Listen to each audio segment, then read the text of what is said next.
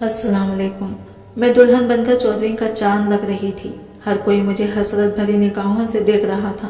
मैं खूबसूरत इतनी थी कि खानदान में बहुत से घरों से मेरे लिए रिश्ता आया था, मगर मेरे माँ बाप ने मेरा रिश्ता अनूर से तय कर दिया था, जो मेरी खाला का बेटा था और शहर में किसी बहुत बड़ी कंपनी जॉब करता था।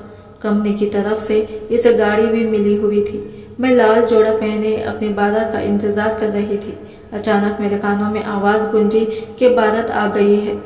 नींद बांजे और ढोल वालों की आवाज़ से ऐसे लगता था कि मेरे कानों के पर्दे फट जाएंगे। कुछ ही देर बाद मुझे स्टेज पर बिठाया गया, जहां अनवर पहले से बैठा हुआ था। और फिर मौलवी साहब ने जैसे ही निकाह के लिए रजिस्टर खोला तो अनवर को किसी की कॉल आ गई। कॉल सुनने के बहाने अनवर उठकर बाहर गया तो वापस ही ना आया। इसे गए हुए 3 घंटे गुजर गए थे। हर कोई इसे ढूंढ रहा था। अनवर का मोबाइल भी ऑफ जा रहा था। मेरा रो रो कर बुरा हाल हो रहा था। मैं रोती भी जा रही थी और सोच भी रही थी कि ये मेरे साथ क्या हुआ है।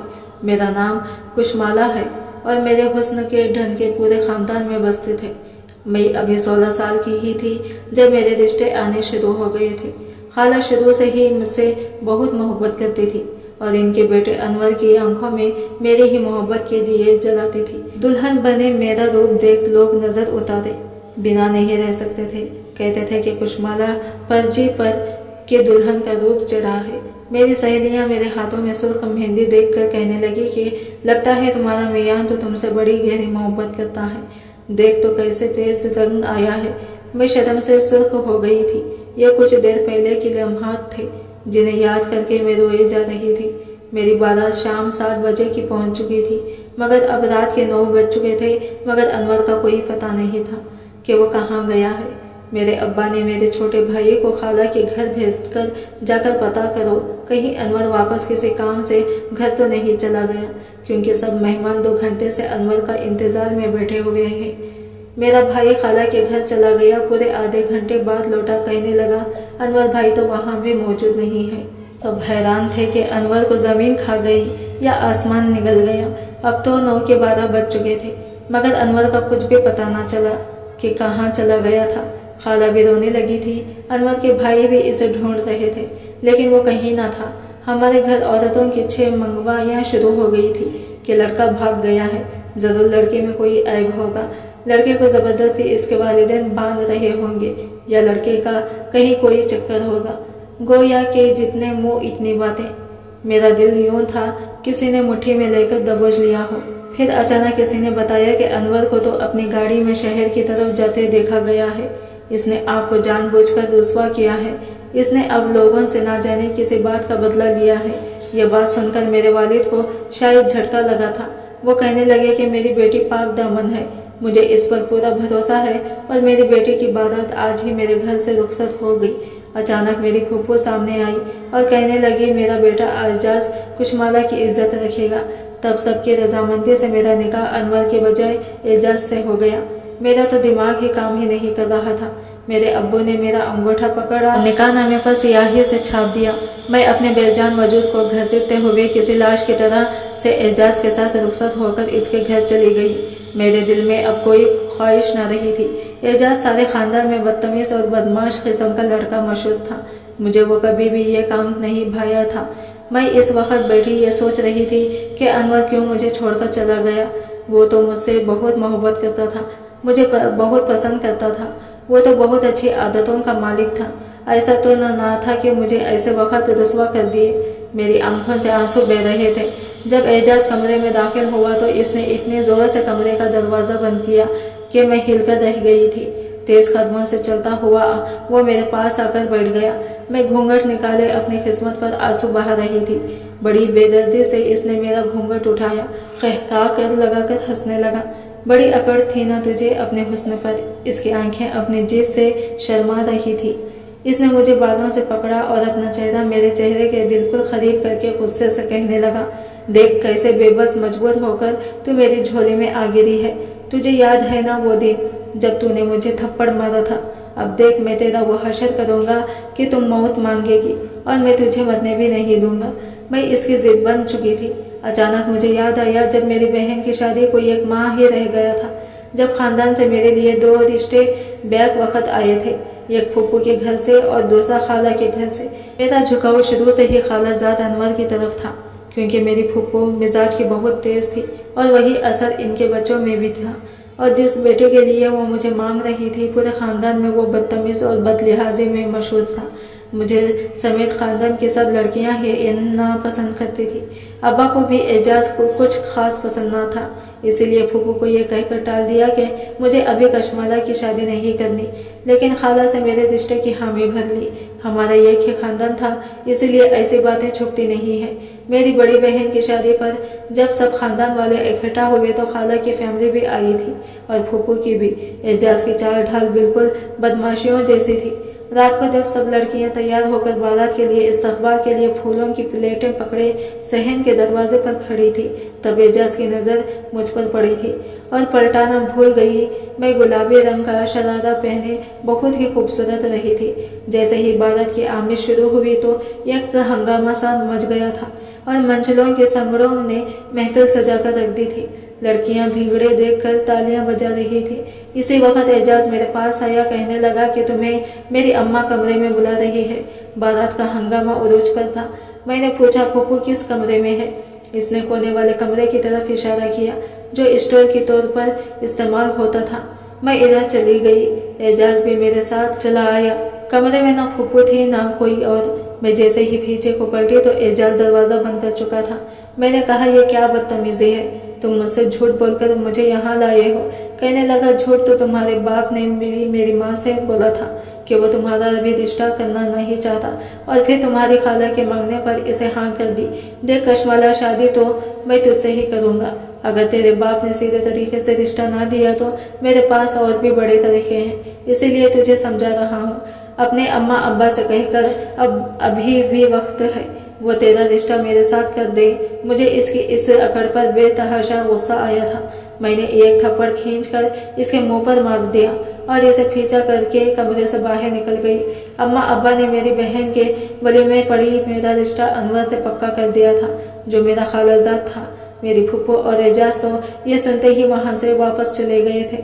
मैं नहीं जानती थी कि इसने अनवर के साथ क्या किया था, जो वो शहर भाग गया था, लेकिन मैं ये समझ गई थी कि सारा किया धरा एजाज़ का ही था। मेरी वो रात यह खुरबाना कज़ाब की नज़र हुई थी। एजाज़ ने सिगरेट से मेरा चेहरा दागदार कर दिया था। सुबह आईने में मैं अपना अक्स देखकर डर गई थी। मेरे ज़िंदगी में अब हर रोज़ एक नई आजमाइश थी। वो शख्स इंसानी रूप में दरिंदा था, मुझसे बड़ी बेदर्दी से अपना हक वसूल करता और फिर मेरे चेहरे पर हकारत से थूक देता। जितने मेरे वजूद पर जख्म लगे थे, इससे कहीं ज़्यादा मेरी रूह घायल हो चुकी थी। मेरी सास, जो कि मेरी फूफू थी, दिन भर मुझसे सारे घर का काम करवाती। कहती, तू बन ब्याही रह जाती अगर मेरा शेर जवान बेटा तुझे इज्जत न देता। मैं कोई जवाब न देती। मैंने अपनी ज़बान पर ताला लगा लिया था। मैंने खुद को हालात के हवाले कर दिया था। मुस्कुराना किस चिड़िया का नाम है मुझे नहीं मालूम था। चेहरे पर उदासी के देड़े थे। मेरा दिल आरज़ू मर चुकी थी। शादी के चंद माह बाद ही मैं उम्मीद से हो गई। एजाज़ ने बड़े घमंड से कहा था कि देखना मेरा बेटा ही होगा। मेरी सास इस खबर से खुश तो बहुत हुई थी, लेकिन मुझ पर जुल्म सितम कम ना किया था। इस हालत में भी मुझसे सारे काम करवाए जाते थे और खाने को भी कुछ न देती थी। मैंने बेटी को जन्म दिया तो घर में तूफान सा आ उठ गया। एजाज़ ने बेटी को देखते ही हकारत से रुख फेरा था। कहने लगा, मनहूस औरत, पहले क्या तेरी नहुसत कम थी जो एक और अपनी जैसी तूने पैदा कर ली। मेरी बेटी हूबहू मेरे जैसी थी। मेरी सास ने मुझे खाने को तक ना दिया था। बदबख्त, जो तुझे देसी घी की चूड़ियाँ बनाकर खिलाऊं, मेरी बेटी अब चंद दिन की थी। मेरी सास ने मुझे बेड से उठाया, कहने लगी, चल काम कर, बहुत आराम कर लिया तूने। एजाज़ ने तो अपनी बेटी को एक नज़र देखना भी गवारा नहीं किया था, ना मुझ पर रहम खाया। मेरी बेटी अभी 4 माह ही की हुई थी कि मैं फिर से हामिला हो चुकी थी। मेरी सफ़ेद रंगत और पीली पड़ने लगी थी। घर का काम, इस पर बेटी की जिम्मेदारी और मैं फिर से हामिला खुराक के नाम पर मुझे बस एक वक्त में एक ही रोटी मिलती थी। मेरे मैके वालों को मुझसे मिलने की इजाज़त न थी, ना ही मैंने शादी के बाद मैके की शक्ल दोबारा देखी थी। मेरी फूफू मेरे बाप से चुन चुन कर अपने बदले ले रही थी। मेरे बाप ने सब कुछ अल्लाह ताला पर छोड़ दिया था। मेरी बेटी जब 8 माह की हो गई तो वो चलने लगी, मगर अक्सर ज़मीन पर गिर जाती। एक रोज़ एजाज टीवी देख रहे थे जब मेरी बेटी अब्बा अब्बा कहती एजाज के पास पहुंच गई और इसके घुटनों पर हाथ रखकर खड़ी हो गई और बड़े लाड़ से इसे देखकर अब्बा अब्बा कहने लगी। ना जाने कैसे सफाक दिल पाया था। एजाज ने मेरी बेटी को इतनी जोर से पवन से ठोकर मार दी कि वो दूर जा गिरी। मेरी बच्ची तो तड़प उठी थी। मैं बावर्ची खाने में काम कर रही थी। मेरा दिल अपनी बेटी की बेसाखिता चीख सुनकर तड़प के रह गया था। जब मैं शहर में भाग कर आई तो मेरे बच्चे का सर जख्मी हो चुका था और एजाज इसे गुस्से से देख रहे थे। नीचे गिरने की वजह से मेरी बेटी के हाथों पर मिट्टी लग जाती थी। एजाज के सहारे से खड़ी होने के बाद शायद जरा सी मिट्टी इसके कपड़ों पर लग गई थी और इसने ऐसी बेदर्दी का मुजाहरा किया कि अपनी बच्ची को सीने से लगाकर मैं खुद भी बलक उठी थी। हालांकि एजाज के मुजालिमा सह सहकर मेरे आंसू खशक हो चुके थे, लेकिन मैं एक माँ का दिल अपने सीने में रखती थी। मुझसे मेरी बेटी के आंसू और रोना तड़पना देखना नहीं जा रहा था। मेरा छोटा देवर जो इस वक्त 12 साल का था वही मेरे पास आया। कहने लगा, आप ही इसके सर पर स्ट्रेचर लगेंगे, जख्म बहुत गहरा हो चुका है। मैंने रोते हुए एजाज की तरफ देखा जो खा जाने वाले अंदाज से मुझे रहा था। वो अपने भाई से कहने लगा, डॉक्टर के पास ले जाने की कोई ज़रूरत नहीं है। ये बेटियां भी बड़ी ढीठ हड्डी की बनी होती हैं, इतनी जल्दी मरती भी नहीं है। इसकी बात सुनकर मैंने अपने अल्लाह से इंसाफ की फरियाद की थी। जब मेरा देवर मेरी बच्ची को डॉक्टर के पास ना ले गया तो मैंने बावर्ची खाने में जाकर अपने हाथ में हल्दी भर ली और अपने बच्ची के माथे पर रखकर अपना दुपट्टा फाड़कर इसके सर बांध दिया और इसे गर्म दूध फीडर में डालकर पिलाने लगी। मेरे साथ चारपाई पर बैठी सारा तमाशा देख रही थी। मजाल थी कि इसके मुंह से एक लफ्ज़ भी निकला हो। रात भर भी सोए हुए मेरी बच्ची सुसुखियाँ लेती रही।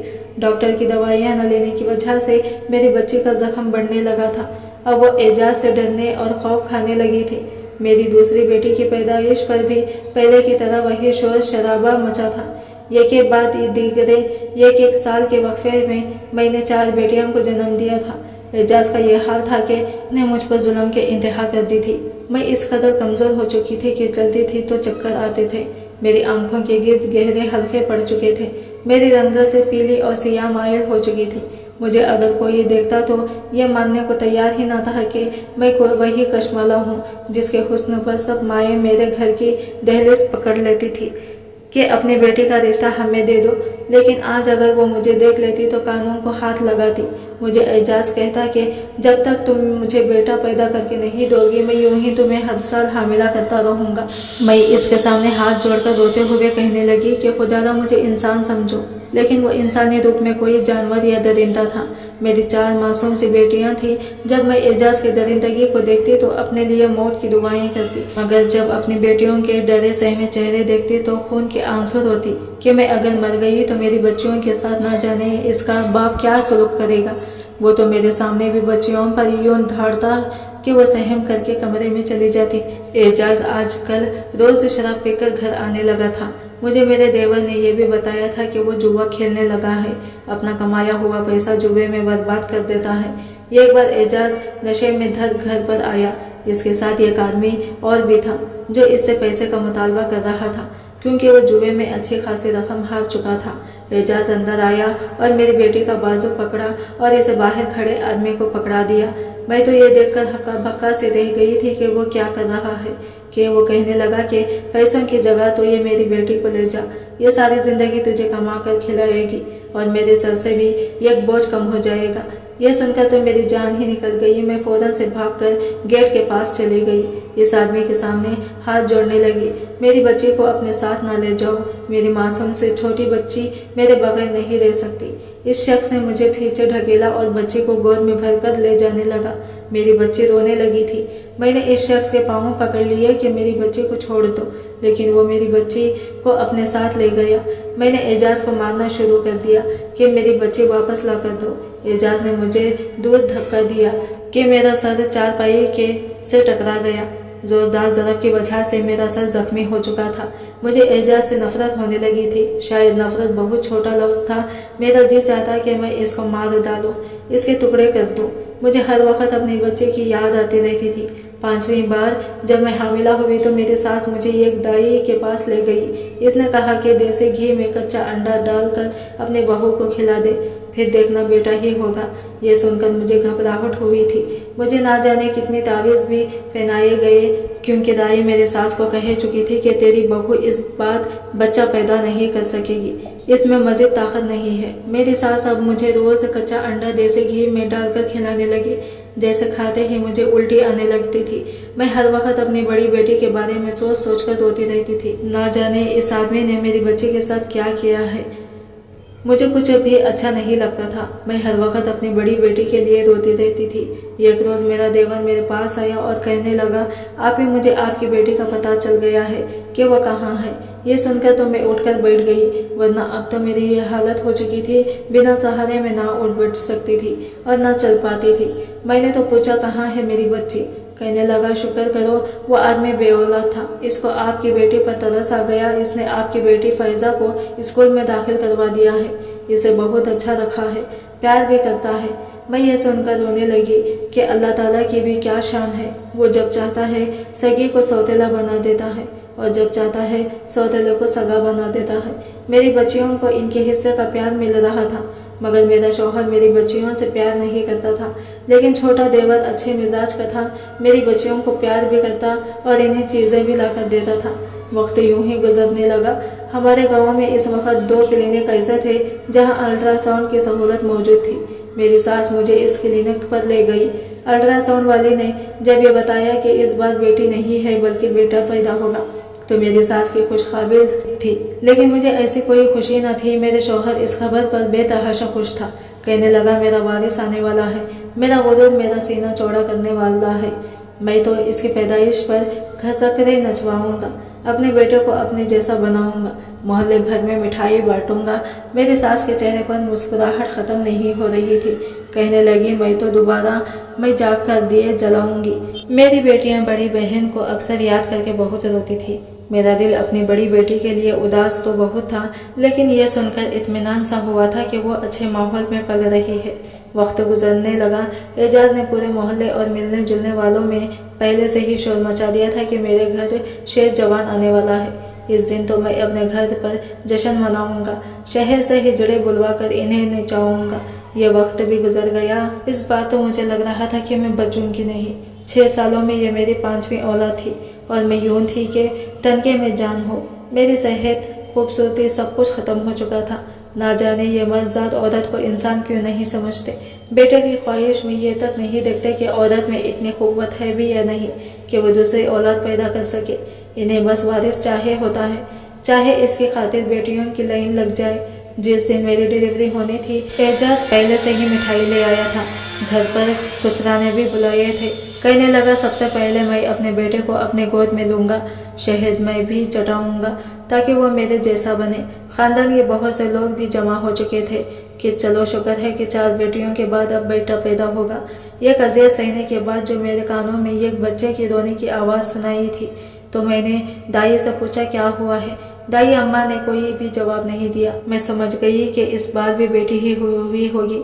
हर बार दाई अम्मा मेरे सवाल पर यूं ही खामोश इख्तियार करती थी। मैंने अपनी आंखें बंद कर ली। अब फिर से मेरे लिए एक नई अजियत तैयार थी। ना जाने अब मुझे बेटी पैदा होने पर कौन सा जुल्म सहने पड़ेंगे। इसने बच्चे को नहलाकर कपड़े पहनाए। मैं एक बार पूछा, अम्मा बेटी हुई है तो इससे बाहर ना ले जाना। कहने लगी, बेटी नहीं है। मैंने इसको अफसरदा चेहरे को दिखा तो पूछा, फिर क्या बेटा हुआ है? हैरानगी में मुब्तला हुई थी, क्योंकि अगर बेटा होता तो दाई के चेहरे पर खुशी की चमक होती। बाहर ढोल और ख्वाजा सरा के गानों की आवाज़ें आ रही थी। वो बोली, नहीं बेटा भी नहीं है। मुझे इसका जवाब भी समझ नहीं आया था। वो बच्चे को लेकर बाहर चली गई। कुछ देर बाद ही मेरे शौहर की आवाज़ें बंद हो चुकी थी। एक गहरा सन्नाटा छा गया था। फिर यह ख्वाजा सरा की आवाज़ गूंजी थी कि अरे ये तो हमारी ज़ात का है, इसे हम अपने साथ लेकर जाएंगे। मेरा दिल धक से रह गया था। मेरे शौहर का घमंड अल्लाह ताला ने अच्छा तो तोड़ा था। इसने बेटियों की पैदाइश पर ना मिठाई बांटी थी और ना ही कोई खुशी की थी, और एक मशीन की गलत रिपोर्ट पर इसने सारे जहां को बड़े घमंड से अपने बेटे होने का ऐलान किया था। लेकिन वो शायद ये भूल गया था कि अल्लाह ताला की ज़ात मशीनों को झूठा कर देती है। वक्त तो तेज़ी से गुजरता गया। मैंने सिलाई शुरू कर दी थी और अपनी बच्चियों को तालीम भी दिलवाई थी। मेरी बच्चियां गवर्नमेंट स्कूल और कॉलेज में भी अव्वल पोजीशन लेकर पास होती रही थी। اور پھر وہ وقت بھی آیا جب سب کی سب اپنی بل بوتے پر گورنمنٹ کی نوکریوں پر لگ گئی تھی۔ ان کی شادیاں بھی ہو چکی ہیں۔ میں نے اپنے خواجہ سرا بچے کو بھی ہجڑوں کے حوالے نہیں کیا تھا، اسے بھی تعلیم دلوائی تھی۔ میرا شوہر اب کمزور لاغر سا ہو چکا تھا، شراب پی پی کر اپنی صحت خراب کر چکا تھا۔ اس کا علاج میری وہی بڑی بیٹی کر رہی تھی جسے اس نے جوئے میں ہار دیا تھا۔ وہ ڈاکٹر بنی تھی۔ آج میری بیٹیاں میری پہچان بن گئی تھی۔ میں کہیں بھی جاتی تو سب کہتے وہ دیکھو کشمالہ جا رہی ہے، جس کی بڑی بیٹی ڈاکٹر، دوسری انجینئر، تیسری پروفیسر اور چوتھی وکیل ہے۔ میں سوچا کرتی تھی کہ نہ جانے اللہ تعالیٰ مجھے ہر بار بیٹی ہی کیوں دیتا ہے، جب میں جانتا ہے کہ اس کا باپ ان کی قدر نہیں کرتا۔ لیکن جب میں سوچتی ہوں کہ اس میں جو مصلحت تھی میں اس سے انجام تھی۔ میری بیٹیوں نے بہت اچھے دماغ پائے تھے، سب کے سب میرا فخر بن گئی تھی۔ آج بھی جب کوئی میرے گاؤں کا نام لیتا ہے تو لوگ کہتے ہیں یہ وہی گاؤں ہے نا جہاں کشمالہ نامی خاتون کی بیٹیاں اپنے اپنے عہدوں پر مشہور ہیں۔ یہ سن کر میری آنکھیں سے شکر سے آنسو بہنے لگتا ہے جیسے آج مجھے میرے صبر کا انعام مل گیا ہو۔ اعجاز آج سارا دن چارپائی پر پڑا روتا رہتا ہے۔ اس پر بہت سی جان لیوا بیماریاں نے حملہ کر دیا ہے۔ آج وہ مجھ سے معافیاں مانگتا رہتا ہے۔ اس نے بھی یہ بھی بتایا کہ شادی کے روز اس نے انور کے آفس کے ایک آدمی کو بہت سے پیسے دیے تھے، جس نے جان بوجھ کر انور کو ایک چھوٹے مقدمے میں پھنسا دیا تھا۔ اس روز نور انور نکاح کے وقت اچانک آفس نہ پہنچتا تو پولیس والوں نے گاؤں آ جانا تھا، اسی لیے انور نے اپنے خاندان کی عزت بچانے کے لیے خود ہی اپنے آپ کو پولیس کے لیے حوالے کر دیا تھا۔ اور جب انور کی واپس آیا تب تک بہت دیر ہو چکی تھی۔ میں بھی آ کر اعجاز کے گھر آ چکی تھی۔ جن بیٹیوں کی اعجاز نے قدر نہیں کی تھی آج وہ اس کے لیے فخر بن گئی تھی۔ کاش کہ انسان بیٹے کی خواہش کی خاطر بیٹیوں کی ناقدری کرنے کی بجائے اپنی بیٹیوں کو ہی بیٹا سمجھ کر اسے تعلیم سے آراستہ کرے۔ وہ تو بیٹیوں سے زیادہ بہترین کر دکھا سکتی ہیں۔ آج اعجاز کی فوت ہوئی 2 سال ہو گئے تھے۔ میری ساس بھی فوت ہو گئی ہے۔ آج میں اپنی بیٹیوں کے ساتھ رہتی ہوں جنہوں نے دنیا جہاں کی نعمتیں میرے قدموں میں لا کر رکھ دی ہیں۔ آج کی کہانی ویڈیو آپ کو کیسی لگی کمنٹ کر کے ضرور بتائیے گا، اور ویڈیو اچھی لگی ہے تو لائک شیئر ضرور کیجیے گا اور چینل کو سبسکرائب کریں۔ فرینڈس ملتے ہیں اگلے نیو ویڈیو کے ساتھ، تب تک کے لیے اللہ حافظ۔